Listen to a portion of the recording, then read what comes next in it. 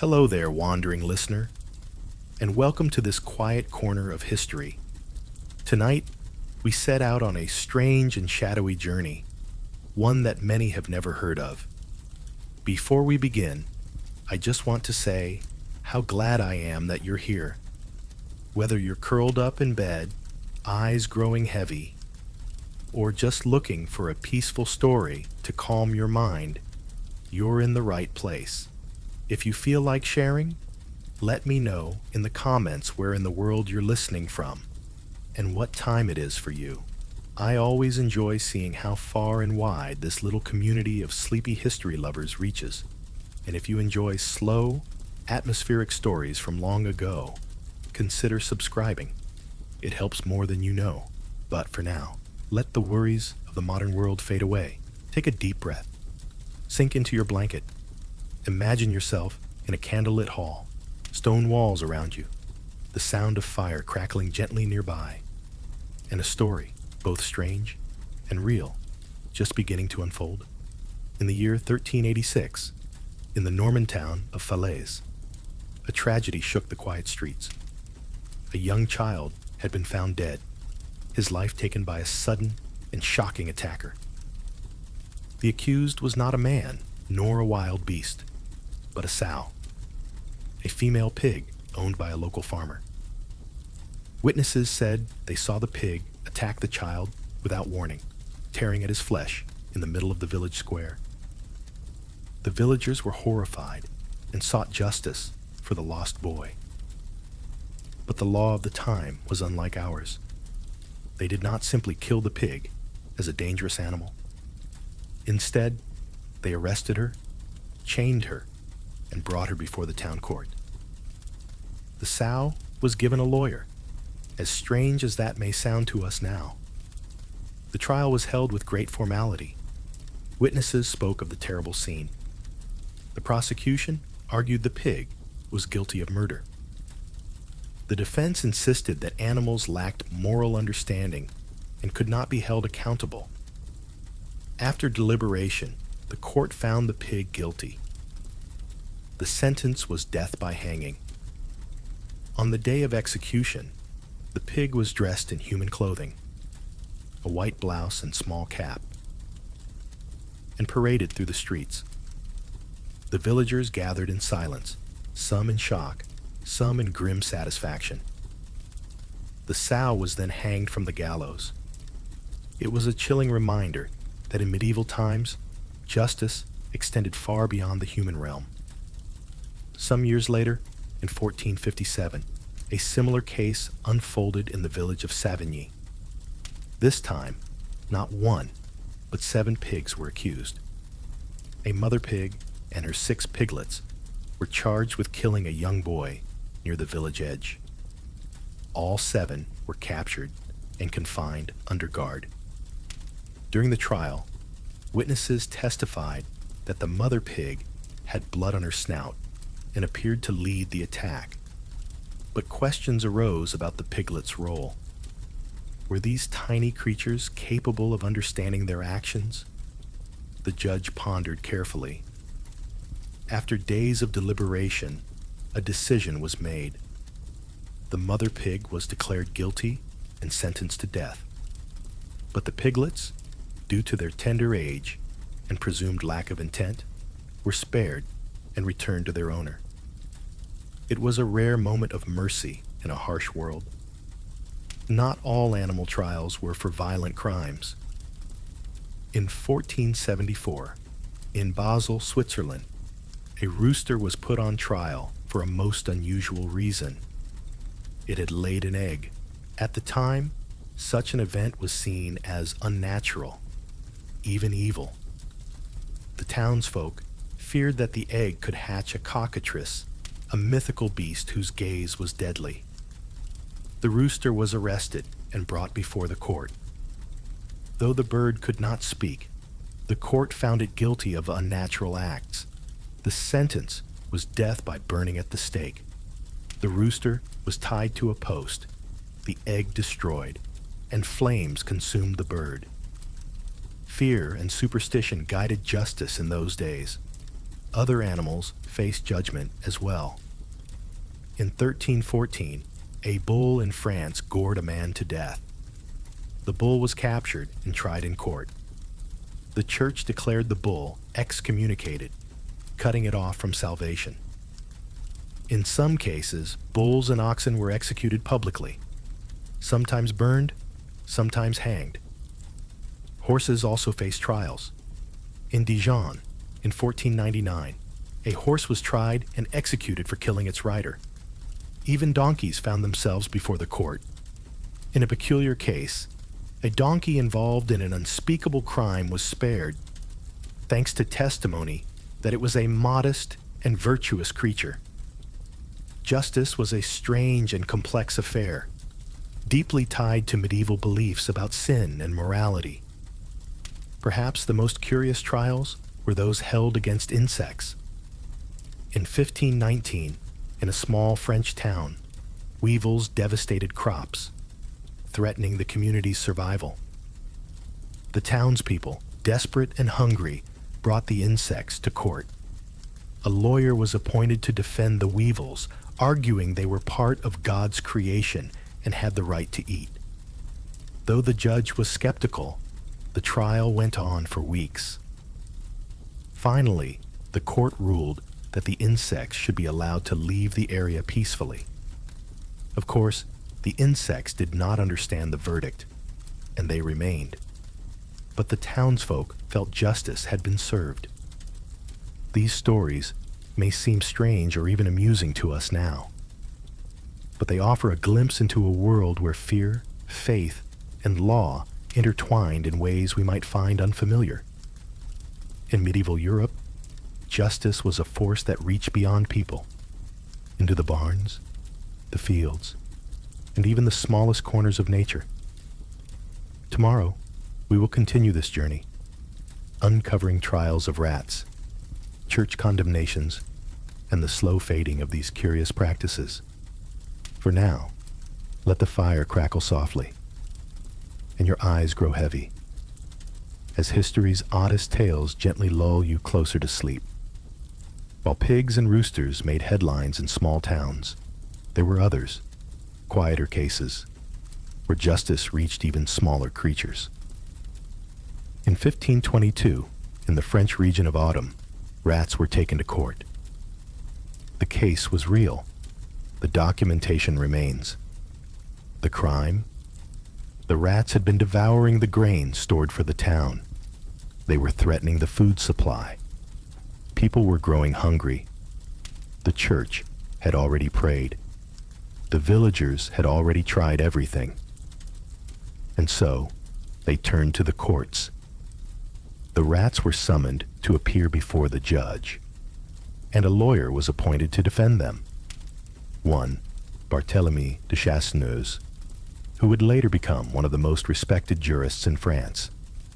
He did not laugh. He did not mock the process. Instead, he gave the best legal defense he could. He argued that the rats could not safely travel to court. The roads were full of cats, and no rat could reasonably be expected to risk its life just to appear in court. The judge accepted this and postponed the hearing.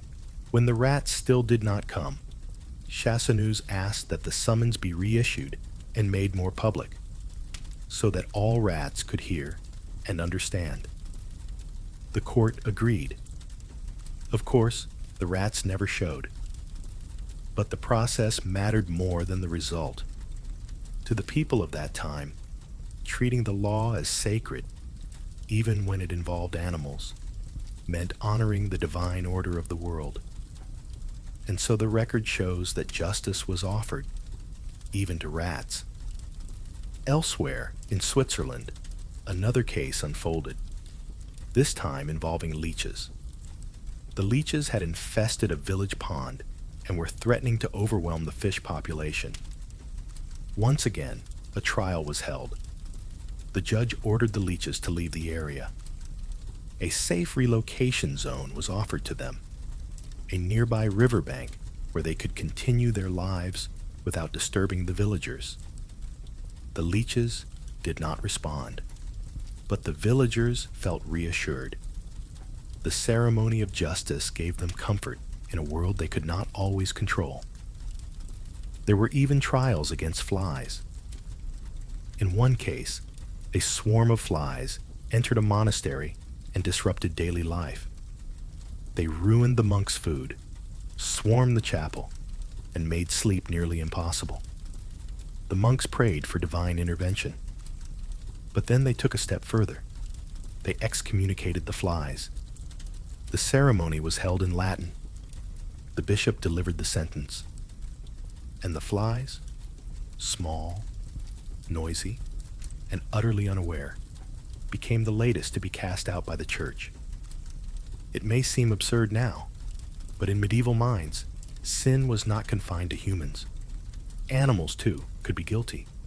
They believed the world was governed by a great cosmic order, and when something disrupted that order, when a pig killed a child, or insects destroyed a crop, it meant something had gone wrong in the balance of heaven and earth.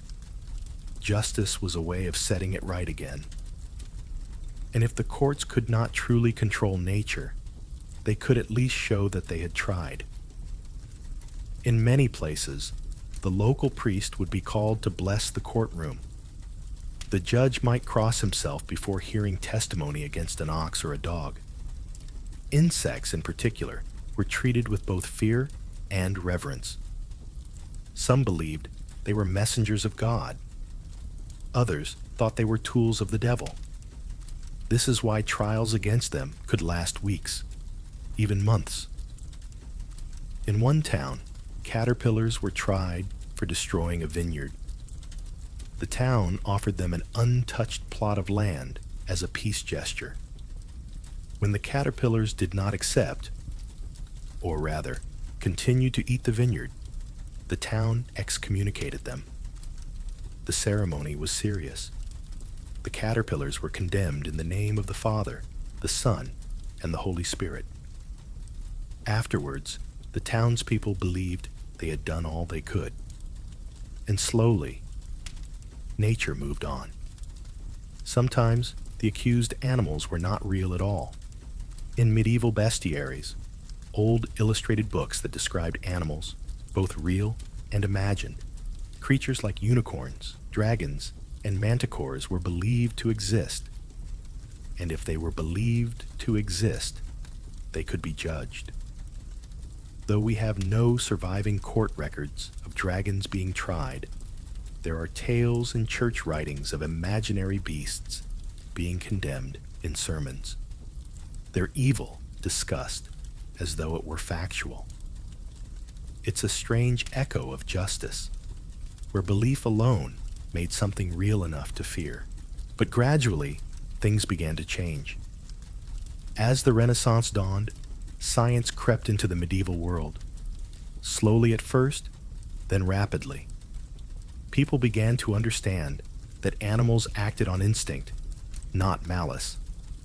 By the 17th century, philosophers like Descartes described animals as soulless machines. Others disagreed, but the idea shifted the courts. Animal trials began to disappear. By the 18th century, very few remained. The last known trial of an animal in Europe took place in the early 1800s, and with it, the era faded. Yet the legacy remains. The stories survive in dusty court records and faded books. They whisper of a time when people believed the universe had to be in balance, that every action, even by a pig or a beetle, had a moral weight, and that justice, no matter how strange, was worth seeking, even in the barn, the field, or the forest. So, as you settle into rest tonight, remember, once upon a time, in candlelit halls with stone walls and crackling fires, even the smallest creatures stood trial. The world was different then, but the human need to find order in chaos is timeless. Sleep well, wandering listener. And thank you for joining me in this quiet corner of forgotten history. By the time animal trials began to fade in most parts of Europe, echoes of them could still be heard in far-off places, like whispers from an age that refused to fully disappear. In the Americas, during the early colonial period, records show that some European settlers brought these ideas with them. Though fewer formal trials were held, the belief that animals could carry moral guilt lingered. In New England, there were tales of possessed livestock. People feared that witches could curse cows to dry up their milk or make chickens lay bloodied eggs. Animals were often included in witch trials. If a woman was accused of witchcraft, her cat or goat might also be tried or executed as a familiar, a spiritual creature said to help her do harm. The line between beast and blame remained blurry. One of the most haunting examples comes from 17th century Essex, England. A woman was accused of witchcraft, and along with her, 4 of her pets: a toad, a black rabbit, a greyhound, and a cat. All were believed to be familiars. The court asked if these animals had names, and they did: Pyewacket, Vinegar Tom, Sack, and Sugar, and News. The names alone were enough to stir fear. No one questioned how the animals could speak or act on their own. The belief in their guilt was enough. In the end, both the woman and her pets were condemned. The woman was hanged. The animals, whether real or imagined, were burned. And the town moved on. Strangely, the tradition of giving animals legal rights didn't disappear. It just changed form. In the 19th century, animal welfare laws began to emerge in Europe. People started to recognize cruelty, rather than sin, as the issue. Instead of punishing animals for wrongdoing, the law turned toward protecting them. But echoes of those old trials still crept in. In 1906, in the United States, a dog was arrested in California for chasing a mailman. The dog was put on trial, and the judge ruled that it be confined for a week and then released on good behavior. The story made headlines, not because it was strange, but because it felt oddly familiar, as if the memory of animal trials still lived, buried in the culture. In more recent times, people have tried animals again, though often with irony. In 2008, in Switzerland, a man filed a legal complaint against a fly that had been buzzing around his home. The case was dismissed, but not before reaching the public eye and sparking discussion about how far the law should go. And in 2010, a goat in Nigeria was arrested for armed robbery. Police believed the goat was a man who had transformed using black magic. The story was bizarre and likely exaggerated, but it made global news. It reminded the world just how easily old beliefs can resurface. Even in fiction, animal trials continue to fascinate.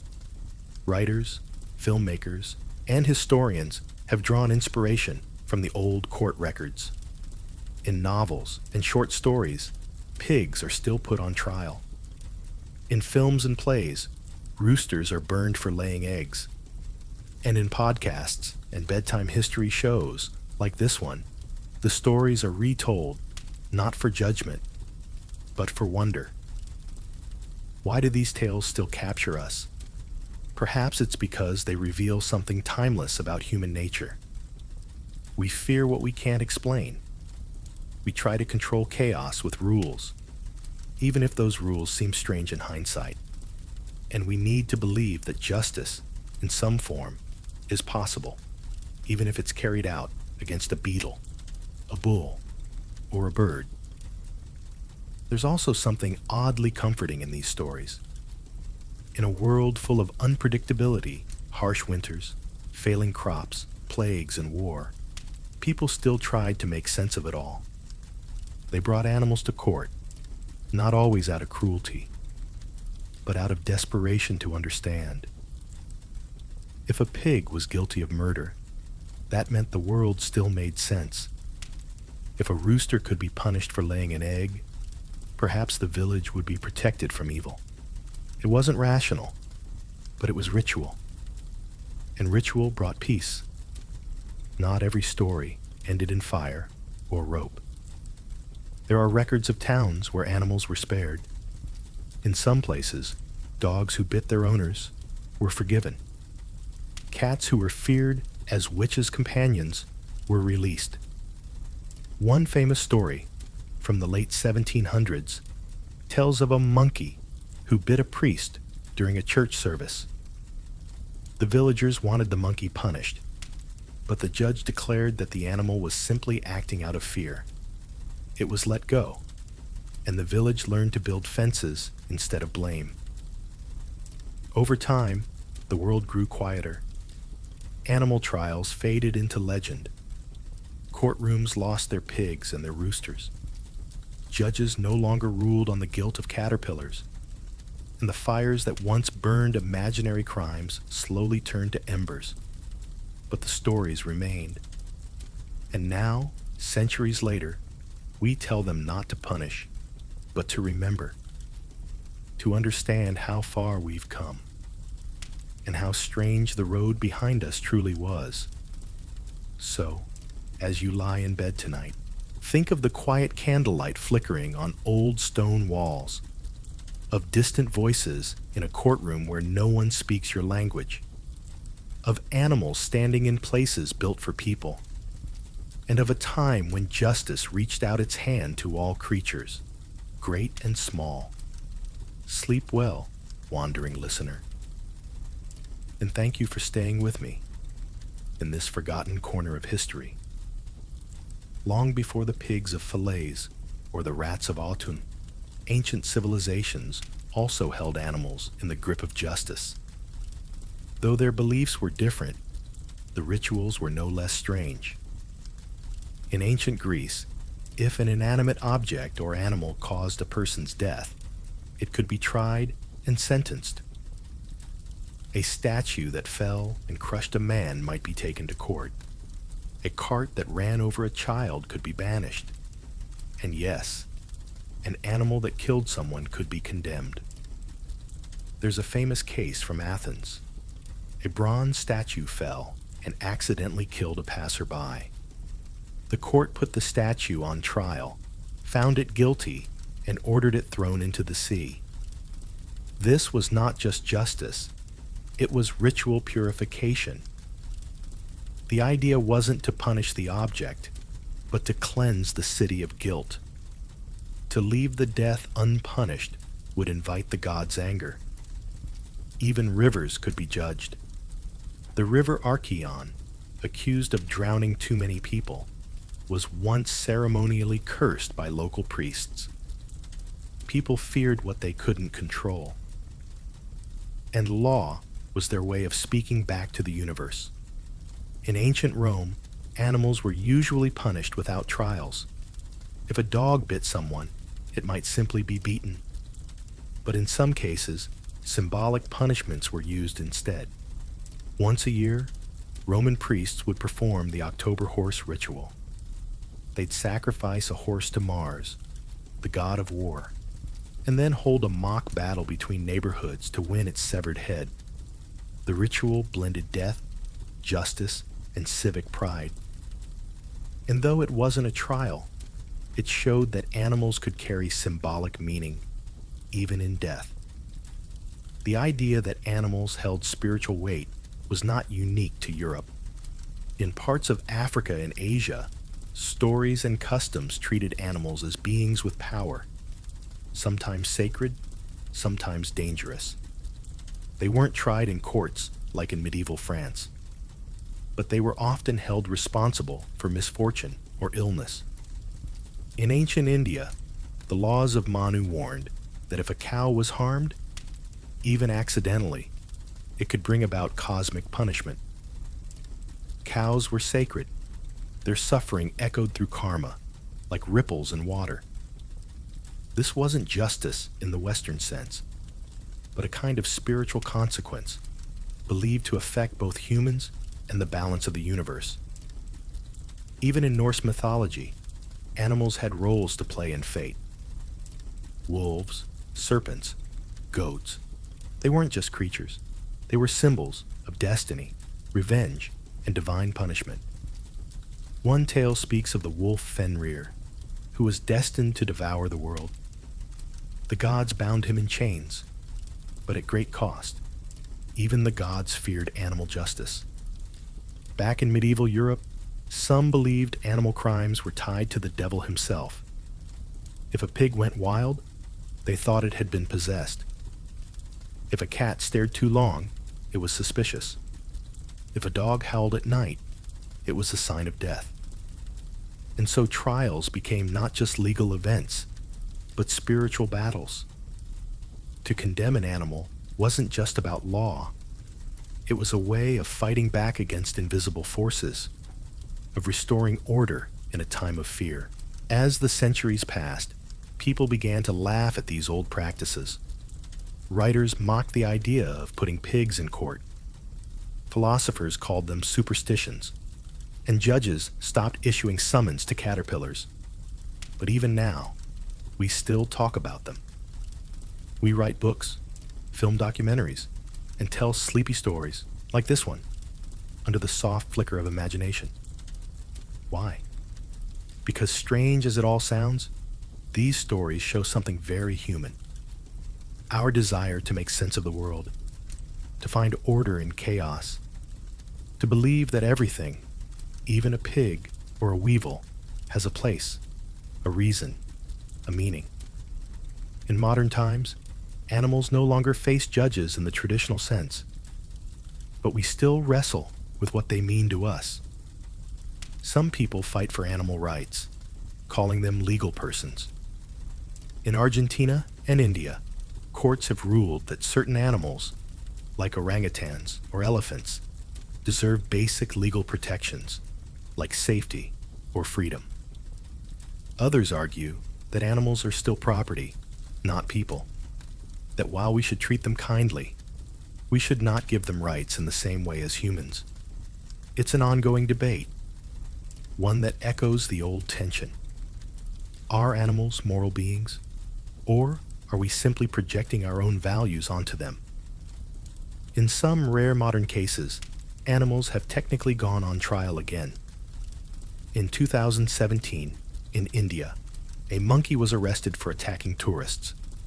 It wasn't a formal trial, but the police kept the monkey in custody, built a case file, and sent it to a wildlife center. In Brazil, there are records of cows being held liable after causing accidents on highways.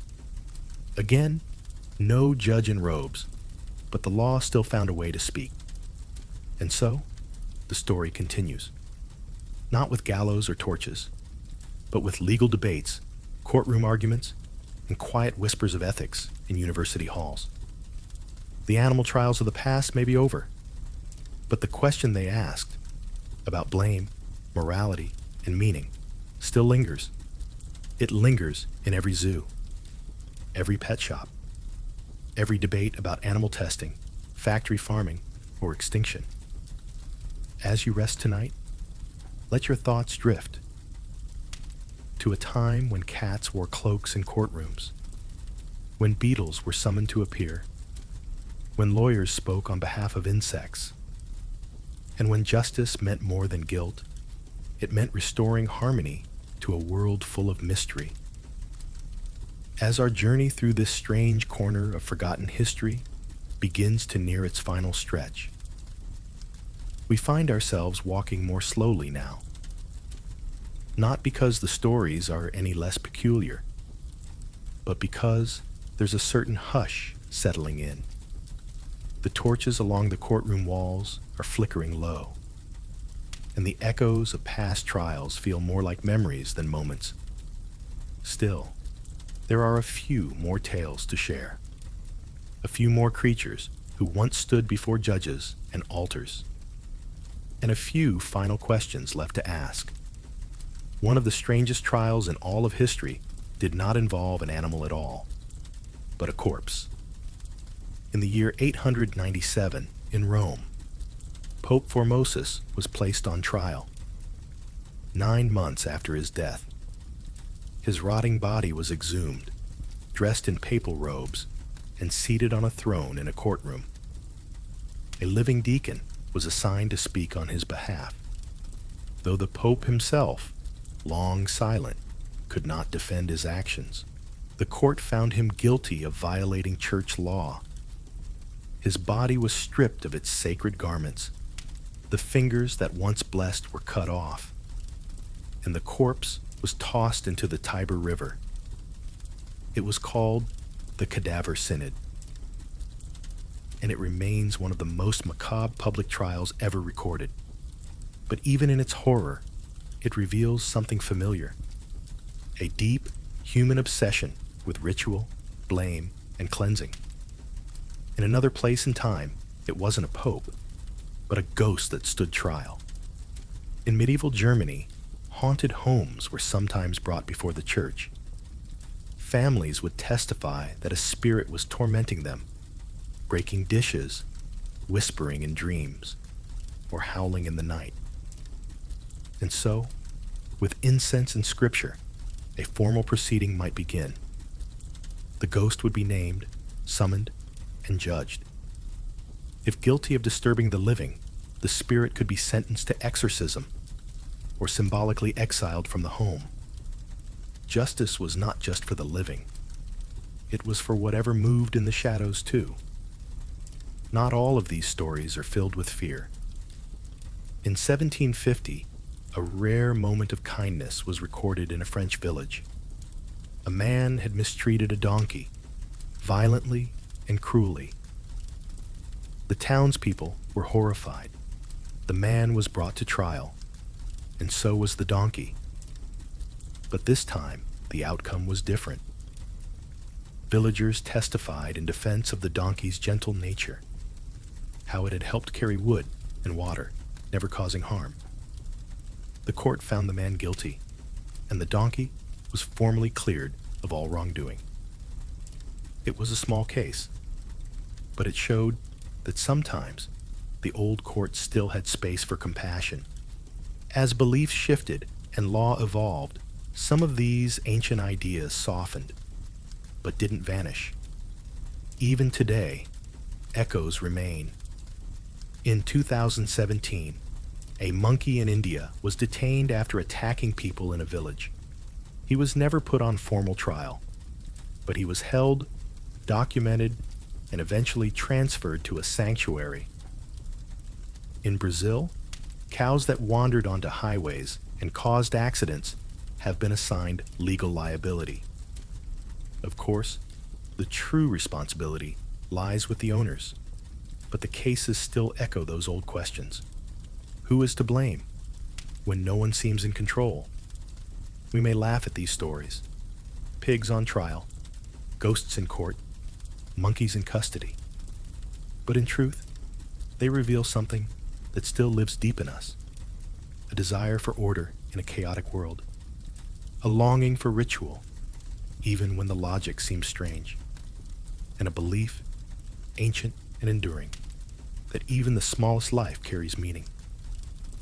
So as we gently begin the final leg of this journey, and as the fire crackles a little lower, let your thoughts drift to quiet courtrooms in distant lands, to strange verdicts written in forgotten ink, to animals, ghosts, and even corpses, all offered their place in the story. We're not at the end just yet, but it's close. So rest for now, wandering listener, and thank you for staying with me through the long, strange trail of history. The next story awaits. As we continue our slow walk toward the edge of this strange world of animal trials, we find ourselves surrounded not by noise or judgment, but by quiet. The courts are nearly silent now, the judges older, the rituals weaker, but the stories, they're still here. Soft, fading echoes in the corners of dusty record books and village memory. This is the story of the final animal trials in Europe, the last few flickers of a tradition that once burned so brightly. One of the last well-documented animal trials took place in 1821 in the French village of Avezin. The defendant, once again, was a sow. She had reportedly attacked and injured a child.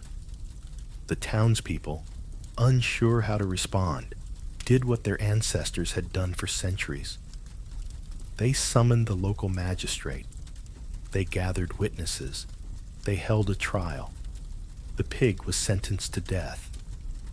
Nothing about the trial was new, but its date was astonishing. This was not the 1400s, not the plague years. This was the 19th century, a time of railroads, revolutions, and rational thought. And yet, the past still clung to the corners. The real end of animal trials didn't come in one moment. It came quietly, over time. By the mid-1800s, legal scholars began questioning not just the effectiveness of these trials, but their morality. Books were written, debates held. Could a creature without understanding truly be held guilty? Was this justice or tradition? Some thinkers, like the English philosopher Jeremy Bentham, asked a different question entirely. The question is not, can they reason, nor can they talk, but can they suffer? That question changed everything. Slowly, laws began to shift focus, from punishing animals to protecting them. But even as animal trials vanished, their rituals lived on in other forms. In rural Italy, well into the 20th century, farmers still performed blessing ceremonies over fields when insects destroyed crops. Not trials, but spiritual actions meant to rebalance nature. In Romania, shepherds once carried goats to church during Easter, offering them to be blessed, especially if a goat had misbehaved or caused an accident. It was no longer a courtroom, but still an echo of something older, a whisper of the idea that animals, too, belonged in the great web of right and wrong. One of the last truly symbolic moments comes from Switzerland in 1906. A dog was arrested after it bit a postal worker. A formal record was made. The judge heard testimony. In the end, the dog was sentenced, not to death, but to 1 week of confinement, followed by release under observation. It was absurd. It was gentle. And it was, perhaps, the very last time a courtroom treated an animal like a person. Why did these trials last so long? It's tempting to blame ignorance or superstition. But in truth, it may be something deeper. Animal trials were not only about guilt, they were about meaning. In a world full of sickness, crop failure, and sudden death, people longed for a pattern. They needed to believe that bad things happened for a reason. And when chaos struck, someone, even a pig, had to answer. And so, even as Enlightenment thinkers reshaped society, even as trains cut across Europe and cities reached toward the clouds, there were still places where the old rituals held on. Not because people were foolish, but because they were human. And humans don't let go of ritual easily. If you visit some of these villages today, you may still find traces. A faded stone carving of a weevil in a chapel. An old woodcut of a cow wearing chains. A court record stored in a dusty drawer, written in Latin, barely legible. No gallows remain, no judges remember. But the stories, they remain, quiet, strange, real. And as we near the end of our shared journey, let's pause for a moment and breathe. This part of history wasn't grand. It wasn't royal. It wasn't written in gold, but it was lived by people and by animals. together, bound in a strange, shared story. So rest for now, wandering listener. There are still a few more steps ahead. One last path through symbols and omens, and a final fire waiting to flicker out. Thank you for staying with me through this soft, shadowed world of forgotten justice. We'll walk again soon. As we near the final turns in this long, quiet journey, the trials grow fewer, the records dim, but the presence of animals in courtrooms, in stories, in belief, never quite disappears. Even when they were not on trial, animals were still there, watching, whispering, testifying in their own silent ways. In many places, people believed animals could act as witnesses, not by speaking, but by showing guilt or truth through behavior. One tale from 16th century England speaks of a black dog that howled each night beneath a man's window. The villagers grew uneasy, and soon after, the man was accused of murdering his neighbor. The dog became part of the case, not as a defendant, nor as a victim, but as an omen. The court took it seriously, and while no formal testimony was given by the creature, the judges noted in their records, the hound, faithful to the buried, did cry for justice. It was a belief not in logic, but in pattern. The world, they thought, left signs, and animals carried them. In another case, a cat played an unexpected role. In a small village in Bohemia, a woman was accused of theft. She denied the crime, but the court noted something strange. Each time her name was spoken aloud, her cat would hiss or flee the room. Some took this as a coincidence. Others whispered darker things. The judge, uncertain, ordered the cat examined by a priest. Though no guilt was proven, the woman's fate was sealed, not by law, but by the suspicion her animal companion had stirred. To us, these stories may sound like fairy tales, but in the medieval mind, the line between the real and the symbolic was thin as the veil of sleep itself. Birds were especially powerful signs. In 15th century Italy, if an owl flew into a courtroom, the trial would be delayed. Owls were messengers of death. Their presence meant judgment was not safe. In some places, if a rooster crowed during testimony, it was seen as divine confirmation. Roosters were tied to truth, their cry announcing the coming dawn. And in one strange case from northern France, a parrot was brought to court after repeating a phrase it had overheard. He did it. He did it. The accused swore the bird had been trained. But the townspeople whispered, perhaps the animal saw something. That could not be unseen. Animals were also used in trials to determine truth, almost like divine tools. In Germanic tradition, there was a practice called ordeal by beast.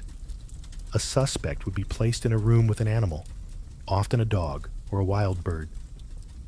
If the animal approached gently, the suspect was believed to be innocent. If it attacked or recoiled, guilt was assumed. Was it fair? Perhaps not. But to those who believed in a world woven with signs and fate, it was enough. Even insects carried messages. In Sweden, it was once said that a bee landing on someone's hand during a hearing meant their soul was clean. A fly buzzing near an accuser might mean dishonesty. Superstition? Yes, but also a way for people to feel the invisible threads of justice pulling on their world. Sometimes, animals didn't just give signs. They were believed to be the vessels of souls. A common fear during witch trials was that witches could transform into animals: cats, dogs, hares, even spiders. So when a strange animal appeared at the scene of a crime, people wondered, was this a witness? Or was it the criminal themselves hidden in fur and shadow. One story from 1643 tells of a gray rabbit that was seen hopping through the aftermath of a fire.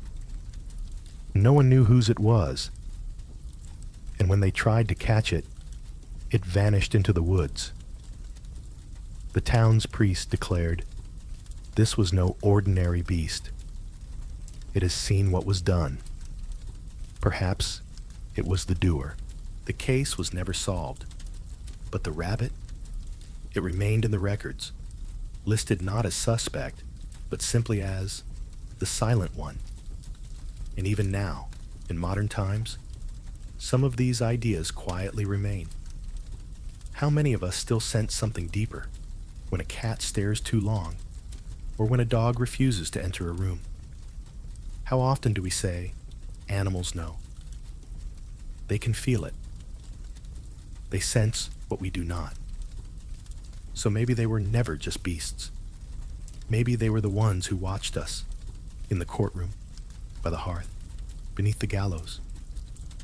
Quiet companions to our deepest rituals, not always accused, not always condemned, but always present.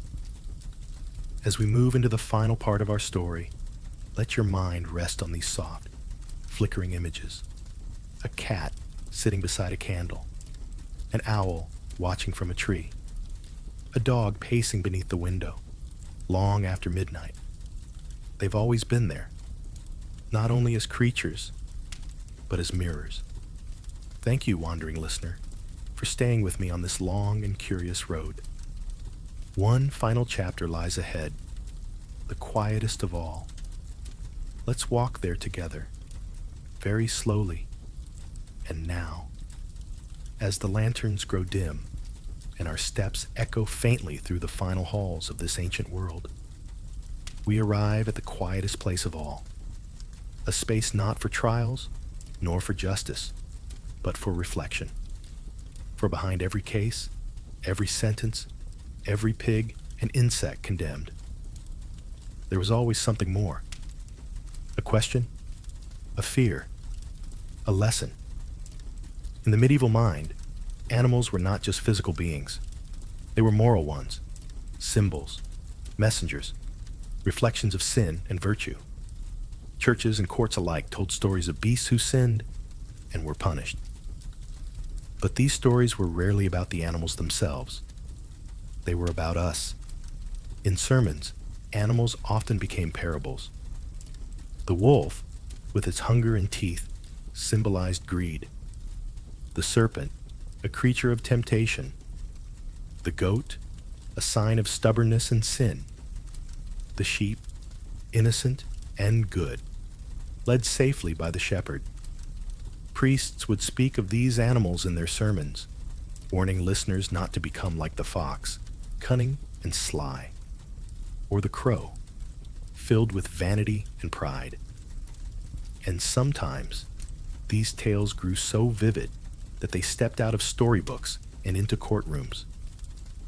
There is a legend from 13th century France of a talking donkey brought into a trial. She had been taught to mimic human words, a miracle, it was said. The townspeople gathered. The bishop came. And though no crime had been committed, the court held a hearing. Why? Because her voice disturbed the natural order. The donkey was not punished, but the event was carefully documented and used by the church as a moral lesson. Even the beasts may speak truths when the world is out of balance. Stories like this blurred the line between law and faith, between justice and myth. And so, for centuries, the courtroom was not just a place for punishment. It was a stage where human fears, beliefs, and dreams were acted out in symbolic form. The pig, devouring a child, became a warning about gluttony. The rat, gnawing crops, reminded villagers of sloth and neglect. The rooster, laying an egg, a sign that nature itself could rebel if sin went unchecked. It may seem strange, but perhaps we do the same today. We talk about corporate greed as if it were a dragon, We speak of justice as blind, yet watching all. We put symbols on trial every day. And still, animals carry meaning. The dove for peace, the lion for courage, the snake for danger, the dog for loyalty, the cat for mystery. They no longer stand before judges, but their stories, they remain in us. In some places, even today, animals are honored in spiritual ways. In India, the cow is sacred, never harmed, always protected. In Japan, foxes are said to carry the spirits of the gods. In Africa, stories are told of clever turtles and wise elephants who outwit human kings. These aren't courtroom tales, but they serve the same purpose. They teach, they guide, they reflect. And so, as our journey reaches its final page, we might ask ourselves, why did we tell these stories? Why did we punish pigs? Why did we call rats to court? Why did we fear the rooster's egg? Was it cruelty? Was it confusion? Or was it simply our way of saying, we see the world as wild, and we want to make sense of it? In the end, the trials of beasts weren't really about animals at all. They were about grief when children died. They were about fear when crops failed. They were about control when chaos loomed. And most of all, they were about connection.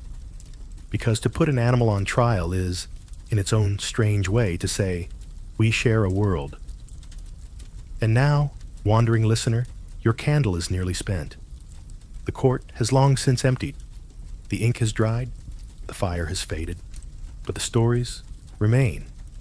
Odd, quiet, and full of meaning. Thank you for walking this strange and thoughtful road with me, through whispers of law, echoes of hoofbeats, and the cries of creatures misunderstood. You have listened well. And in that listening, you've honored a forgotten chapter of what it means to be human. So now, let your mind drift to a village long ago, where a judge once asked a beetle, "Why have you eaten the harvest?" No answer came, but the question was written, and that, somehow, was enough. As we continue drifting through the shadowed corners of medieval justice, a chill begins to settle in. It is not the cold of winter. It's something else. Something unseen. Because not every trial from this strange world involved flesh and bone. Some involved whispers, footsteps in empty rooms, eyes that watch from nowhere. This is the story of when the courts turned their gaze toward the ghostly, and the law tried to pass judgment on the dead. In 14th century Germany, a small town faced a mystery. Doors opened in the night, bread vanished from locked cupboards, and at midnight, cries echoed from the village church. The townspeople, terrified, called upon the local clergy, and soon a conclusion was reached. A spirit, a tormented soul, had returned. But why? After a series of interviews and rituals, suspicion fell upon a former villager, a woman buried months earlier. It was believed she had died with sin, unconfessed, and her soul had returned, disturbed. But what could be done? A trial was held, not for her, but for her ghost. Witnesses spoke. A priest recited her known sins, and after deliberation, the court ordered a ceremony. Her grave was exhumed, her body moved to unhallowed ground, and prayers of banishment were read aloud. This was not uncommon. In medieval belief, the line between the legal world and the spiritual world was thin, and justice, to be complete, had to stretch across that boundary. Spirits could be summoned. Spirits could be judged. One of the strangest cases comes from 15th century Ireland. A family claimed that a ghost, not of a person, but of a dog, haunted their property. The dog had died years before, but every night A howling sound echoed across the fields. Lights flickered in the barn. Animals refused to enter. And so, they did what any faithful community might do at the time. They sought the bishop's court. The case was heard. And though the ghost did not appear in person, it was named in the record as Canis Umbra, the shadow dog.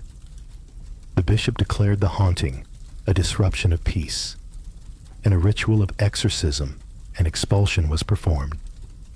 Some believed ghosts were the souls of wronged victims. Others, demons in disguise. But whatever they were treated with legal weight. In fact, in the city of Basel, Switzerland, during the early 1500s, a spirit was once summoned to testify in court. A murder case had gone cold. No witnesses, no suspects. The priest claimed a vision during prayer. A man in white, with eyes like ash, pointed to the murderer. Rather than dismiss it, the judge allowed the testimony, and a suspect was arrested. No conviction followed, but the vision was entered into the official record, as if it had been spoken by a living witness. Why did people believe these things? Because justice in the medieval world was not just about law, it was about balance. If a soul could not rest, then a wrong had not been made right. And so, trials were not just about guilt. They were about cleansing, about setting the world back into harmony. Even if the accused could no longer speak, not all ghost stories ended in fear. One tale from a remote village in Burgundy tells of a woman who claimed her late husband returned each night, not to haunt, but to sit quietly in the chair by the hearth. He did not speak. He did not move. He simply sat and watched. Neighbors came. They saw nothing, but the woman insisted, night after night, that he was there. Eventually, the local priest visited, and together they held a peace trial, a small ritual to ask the spirit to move on. Afterward, she said he never returned, not out of anger, but because finally she had been heard. We often think of ghosts as fearsome, but in this part of history, they were more than that. They were witnesses, victims, sometimes even accused. And the courts, however clumsy, however superstitious, tried to listen. You see, in a world ruled by mystery and suffering, a ghost was never just a ghost. It was a symbol, a memory, a fragment of a story unfinished. And so the judge, like a priest, became a keeper of both the living and the dead. Let your thoughts rest there now, on the image of a quiet court, a flickering candle, and an empty chair, reserved for someone long gone. There are still more stories to tell, but for now, the ghostly voices have quieted, and we walk on. As we walk deeper through the hush of forgotten history, we find ourselves in a strange, open place, a place without walls, without court benches or judges. And yet, decisions were made here. Fates were sealed. This was not a courtroom. It was a threshold between the known and the divine. Here, animals were no longer just the accused. They became messengers, oracles, bearers of signs. In ancient and medieval belief, justice was never blind. It watched carefully for signs from the heavens, and those signs often came in the form of animals. A dog howling during a wedding, a snake crossing a path on the day of judgment, a bird flying into the courtroom window just before the verdict was read. These were not dismissed as accidents. They were messages from God, the saints, or the hidden laws of fate. In 14th century Sicily, a trial was paused mid-session. A lizard had crawled into the courtroom, small, harmless, barely noticed. But one of the clerics gasped. "The lizard," he said, was a sign of concealed betrayal. The case was postponed. The judges fasted for 3 days, and when the trial resumed, new evidence came to light. Coincidence? Perhaps. But the lizard was recorded in the court record as testis divina, the divine witness. In some traditions, birds were used to guide decisions. Before selecting a new bishop in a mountain monastery, the monks released a white dove from the chapel. Whichever candidate the bird landed near would be chosen.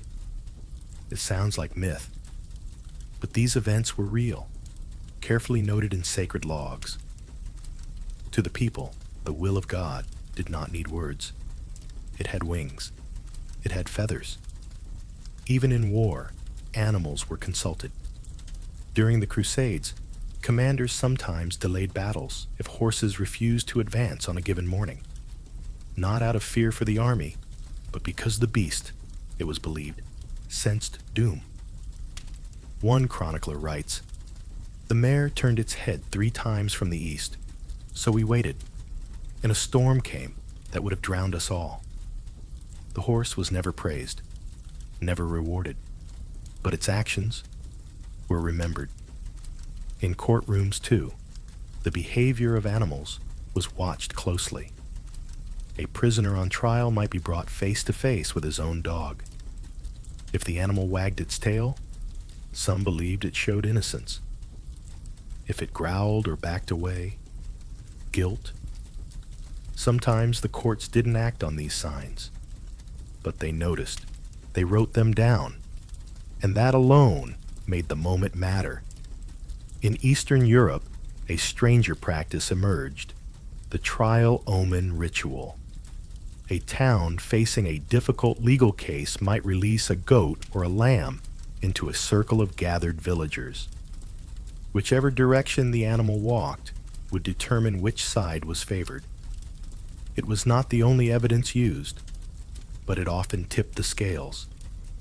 People said, "The innocent walk in light." And if the animal walked toward the sun, a decision was made. These rituals weren't about animals alone. They were about the human need for assurance. Because sometimes, even with laws and judges and scrolls of testimony, people still felt unsure. So they turned to nature, to the wild, to the wordless, to those creatures who, they believed, could sense what humans could not. Even insects held meaning. In a French village, a trial was delayed when a swarm of butterflies entered through the roof beams. Some said it meant joy. Others said it was the souls of the dead. The judge, unsure, simply wrote, "The verdict will wait." The air is not yet still. In modern times, we might laugh at these beliefs, dismiss them as superstition. But they were, in their way, acts of hope. Hope that justice wasn't just cold law, but something deeper, something watching. There's something comforting about imagining a dog sensing truth, a bird pointing the way, a horse refusing to walk into ruin. It reminds us that we are not alone, that perhaps, in the quiet rustle of feathers or the sudden silence of a barn, a decision is being made, not by us, but for us. So rest now, wandering listener. Let your thoughts drift to fields where animals walk in circles of candles, to courtrooms where doves perch on windowsills, to a world where every wing, every paw, every flick of a tail might carry a message. The journey continues, but this part has spoken. The path is darker now, the fire is lower, and as we walk on, something ancient stirs beneath our feet. Because in the shadows of history, not all beasts had 4 legs. Some walked on 2, spoke in human tongues, lived among neighbors, until something changed. This is the tale of those accused of being animals, not in body, but in spirit. This is the fear of the beast within.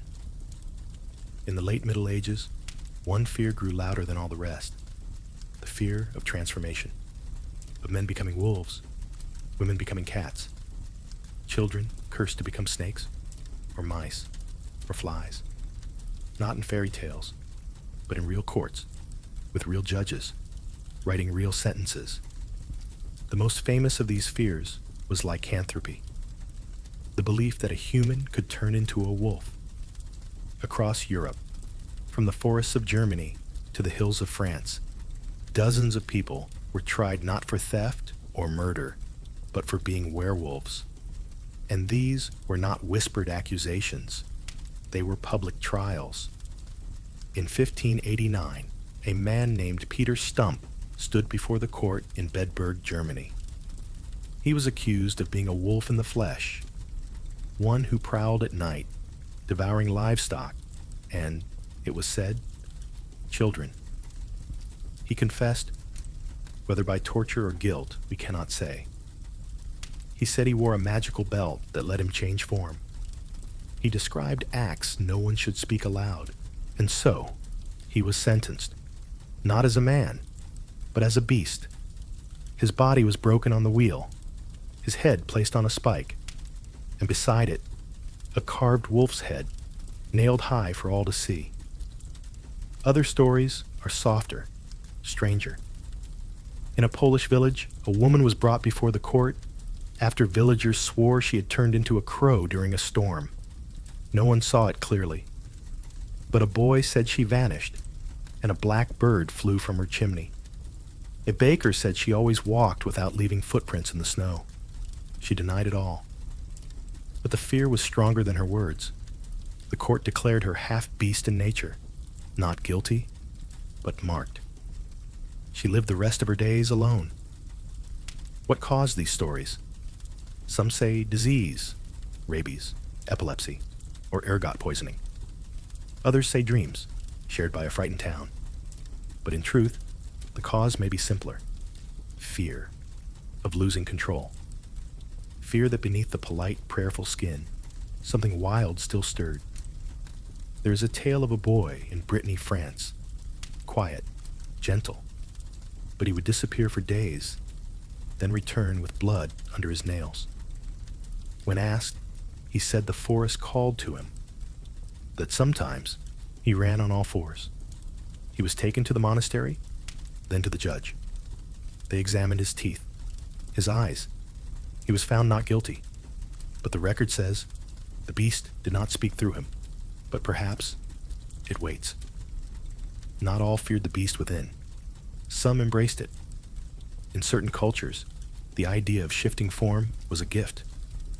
Among the Norse, berserkers were warriors said to take on the spirit of the bear or the wolf, unstoppable in battle.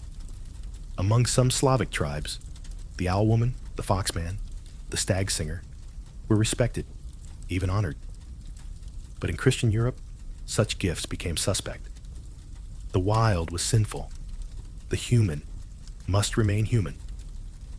So what happens when the line blurs? When a woman is seen talking to a cat that vanishes? When a man digs with his hands like paws in the earth? When a child stares too long at the moon and forgets to speak? In some places, it means a story begins, a trial, a punishment. In others, just a silence, a knowing glance, a closed door. One story, from a Scottish glen, tells of a shepherd accused of being a stag. He was fast, strange, rarely seen in the village. When a lord's son was found dead in the woods, hoof prints were discovered nearby, and a single antler left behind. No proof, no blood, just suspicion. The man was never caught. But in the glen, they say, the stag still walks on two legs. Maybe the truth is this: the beast within was never a wolf or cat or bear. It was our darker selves, our rage, our grief, our loneliness. And when those feelings grew too strong, people looked for someone to blame. Not just the poor, not just the stranger, but the not quite human, the ones who didn't quite fit. So tonight, as the fire fades, let this part of the story settle softly in your mind. Imagine a man staring into the trees, unsure whether he hears a howl or his own voice calling back. The world grows louder now, not with voices or music, but with the muffled thunder of hooves, the clink of armor, and the beating wings of creatures caught in the storm of human war. Because when battle comes, we often forget who we bring with us. This is the story of animals sent to war, and what happened when those creatures, loyal and lost, became more than just tools, but witnesses, and sometimes victims. In the battlefields of medieval Europe, animals were everywhere. Horses, of course, proud and armored, charging through mud and blood, but also dogs, trained to bite and chase. Falcons, used to scout and carry messages. Pigeons, flying above sieges, delivering words of life or death. And sometimes, elephants, massive, roaring, crashing into the walls of enemy lines. But when these animals caused harm to allies, to civilians, who bore the blame? In 1241, during the Mongol invasions, war elephants were used to break through fortresses in what is now Hungary. One elephant, separated from its line, rampaged through a village, destroying homes and trampling peasants. After the battle, the villagers demanded justice, not against the general, but against the elephant. The military court refused. It was an animal, they said. But the local church disagreed. A trial was held. The elephant, still alive but wounded, was tied and brought before the altar. Monks read from the Book of Kings. They declared the beast innocent, the tool of war, not evil by choice. The villagers were told, blame the hand that holds the sword, not the sword itself. But not every case ended in mercy.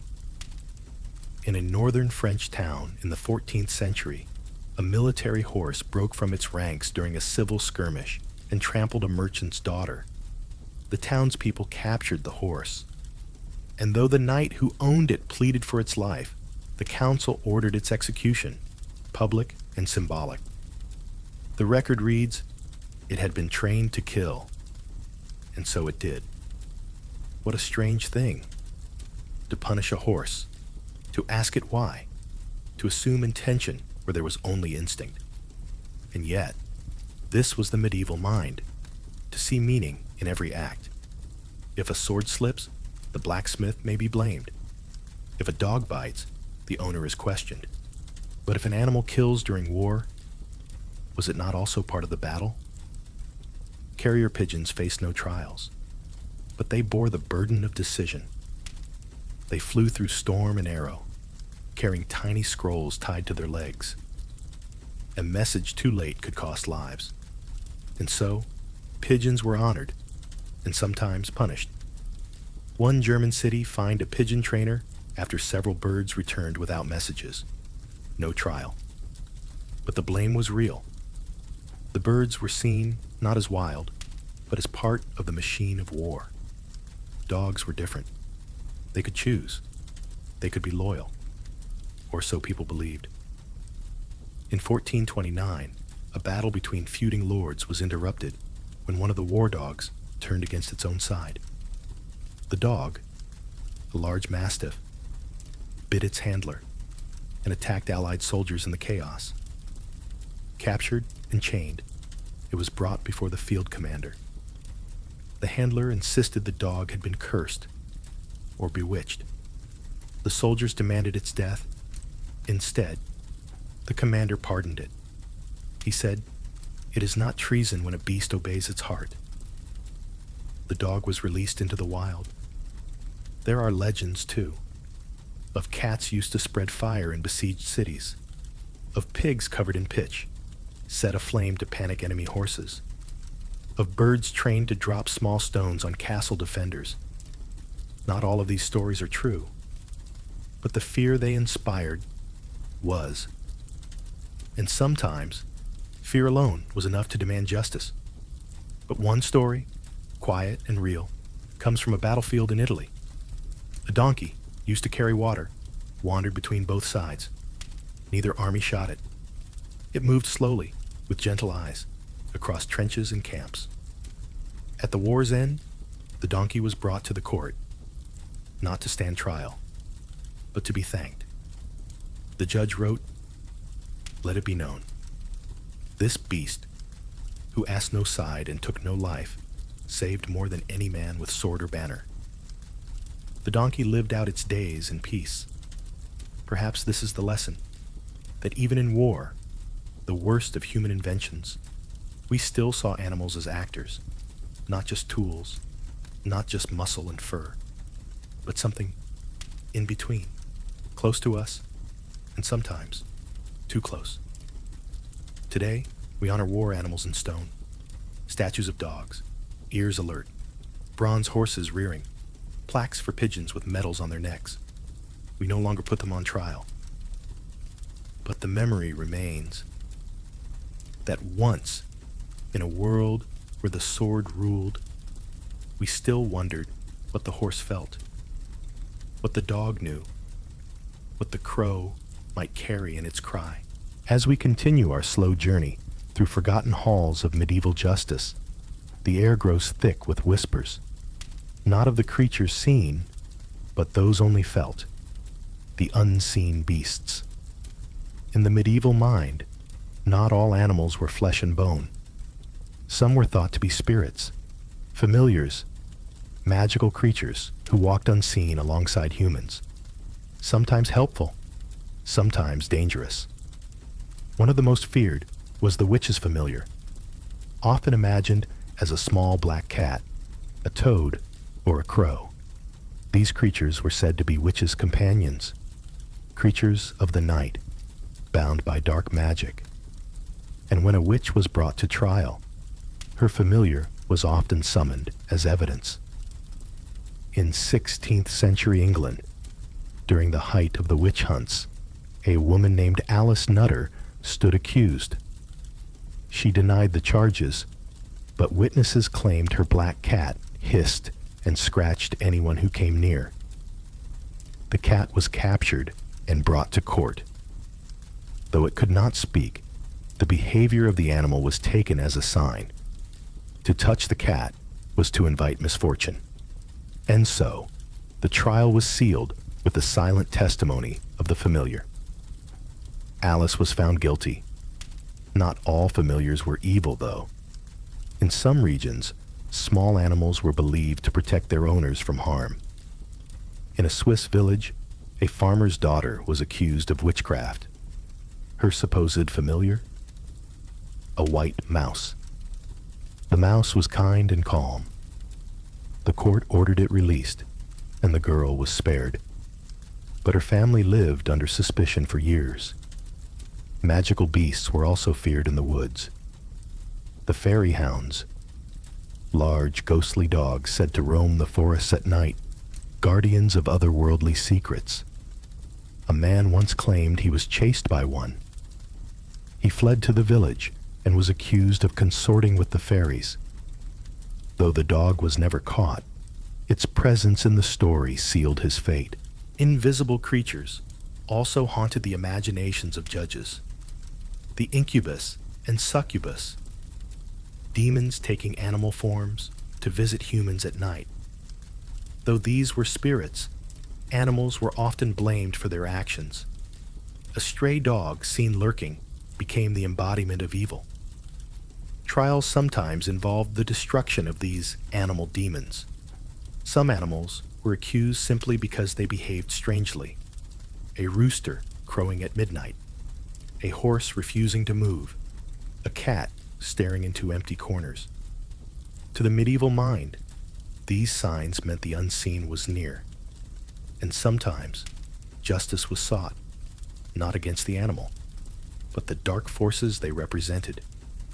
In this world, the unseen was just as real as the seen, and the courts, they tried to catch shadows, to name whispers, and to bring light to the dark corners of fear.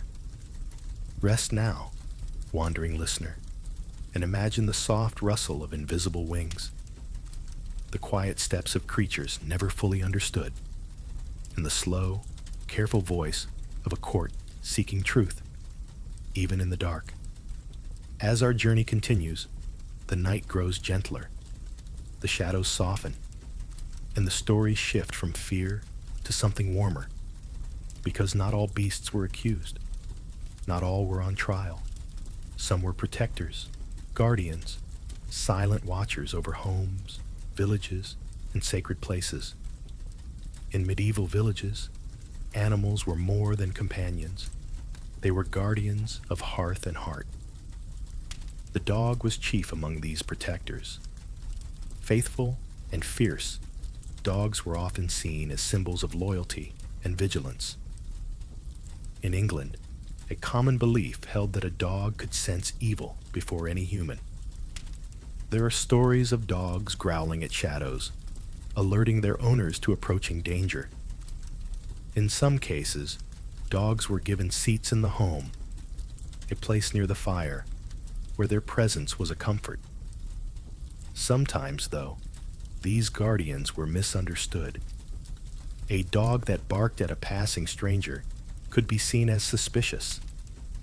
In one village in France, a dog that bit a traveler was brought to court, but instead of punishment, the dog was honored. Its behavior was seen as protecting the community. The judge declared, "A dog's loyalty is a shield. To punish it is to punish the village's heart." Cats, too, were sometimes protectors. In monasteries, cats guarded the sacred spaces from mice and rats. But cats had a double nature. In some places, they were welcomed. In others, feared. A gentle tale comes from a monastery in Ireland. A cat named Bran was said to have saved the monastery's precious manuscripts by chasing away rats one stormy night. The monks wrote poems in Bran's honor. His place at the altar was marked with a simple stone. Birds, especially owls, were also seen as guardians of wisdom. Though often feared for their nighttime calls, owls were believed to watch over scholars and keepers of knowledge. One tale tells of an owl that perched outside a scholar's window every night, keeping away dark thoughts. Even livestock had roles as protectors. Sheep, kept close to the village, were thought to ward off evil spirits from the fields. In some places, animals were given small blessings during festivals, rituals to keep their watchfulness strong. But what happens when a guardian is mistaken for a threat? In a village in Germany, a dog that fiercely protected its owner from an angry mob was accused of attacking without cause. The dog was sentenced to death. The owner wept. And for years after, the village felt the loss, as if a silent guardian had disappeared with the dog's final breath. The balance between fear and trust was delicate. Animals that protected one day could be accused the next. And in those moments, the ancient bond between human and beast was tested. Yet even with trials and fear, the stories remind us of a simple truth. Guardianship is a language of the heart. It is soft footsteps in the night, a warm body at the hearth, a steady breath beside you in the dark. So rest easy now, wandering listener. Imagine a dog's watchful eyes glinting in the firelight, a cat curled quietly on a windowsill, an owl's shadow crossing the moon. In this moment, the guardians are near, and you are safe. As we near the close of our long journey through the strange world of medieval animal trials, we pause to listen, not to the voices of the past, but to the echoes they leave behind. Though centuries have passed, the lessons of these trials still whisper to us today. They remind us of a time when the lines between human and beast were blurred, when justice was not only about law, but about fear, belief, and the search for meaning. In modern courts, animals no longer stand accused, but their presence lingers in stories, in laws, in the ways we think about responsibility and guilt. Consider the way we treat service animals, or how animal behavior can influence legal decisions. The idea that an animal can bear witness, a silent companion in a courtroom, a symbol in a story. These old trials were flawed, rooted in superstition and fear, but they also reveal a deep connection, a recognition that animals are not just property or tools. They are beings who share our world, who reflect our fears, hopes, and sometimes our humanity.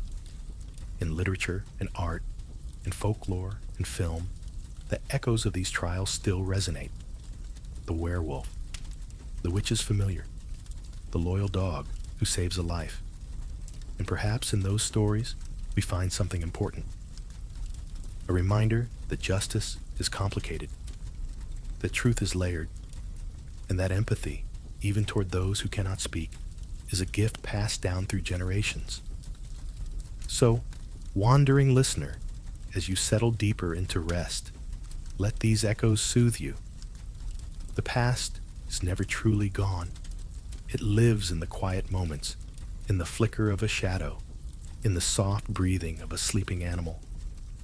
Thank you for walking this path with me, for listening to these strange and gentle stories. May your dreams be calm and your night peaceful. The fire burns low now, its warmth fading into the quiet dark. Our journey through the world of medieval trials and beasts is coming to rest. Like a gentle breath after a long day, we have walked through stone halls and forest shadows. We have heard whispers of ghosts and glimpsed the wildness within the human heart. And now, it is time to let those stories fade softly into sleep. Imagine yourself now in a quiet village long ago. The moon hangs low. The animals settle in their places. A dog curls by the hearth. A cat stretches on the windowsill. An owl calls gently in the distance. The world is still, safe, and full of quiet promise. The trials are over. The beasts have returned to the forests, fields, and dreams. The shadows retreat. The night welcomes peace. Let your eyes grow heavy, your breath slow, your mind soften. And as you drift, remember this, that every creature, great or small, seen or unseen, has a story of fear and hope, of justice and mercy. And in the end, all stories lead us home. Sleep well, wandering listener. May your dreams be filled with gentle guardians and silent watchers. Until we meet again by the flickering firelight. Good night.